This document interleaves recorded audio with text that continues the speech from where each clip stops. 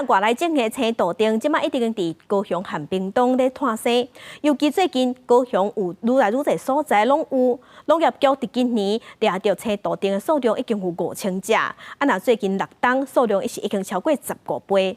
也过有专家是建议讲，政府爱对源头加强管理，毋好互因继续生炭，若无愈抓愈侪，嘛是无较抓。把那个胶带。 看到林员用网仔将青豆丁扛起来，阁有人掠到伊的颔棍，准备用大棒将喙搭起来。青豆丁伫南台湾时常看到，连基顶当中个小嘛出现2只。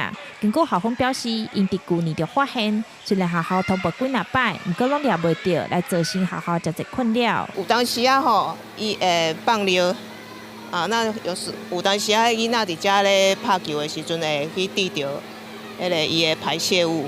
青豆丁过去拢出现伫较偏远的地区，毋过最近伫红沙这样拢看会到。农业局统计，今年到达高雄市移除青豆丁数量大约4900只，这6档来移除的数量嘛增加15倍。虽然青豆丁未主动攻击，专家认为政府爱加强源头管理，毋若民众通报接掠，应该爱防止伊继续生炭。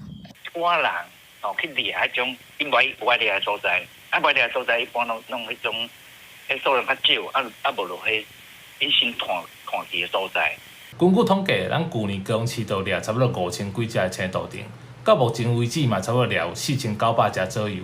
其实青豆丁是食菜，伊袂主动攻击人，若有人靠近，伊足无胆，伊足紧就走去啊。高雄市农业局嘛发现，这几个月青豆丁出现地点有愈来愈接近人济的市区，所以移除重点是公园甲学校。农业局嘛呼吁民众，若是看到因，会当通报1999，会有专业人员到场处理。另外嘛，请民众毋通弃用。记者张义辉、邱兆勇高雄报道。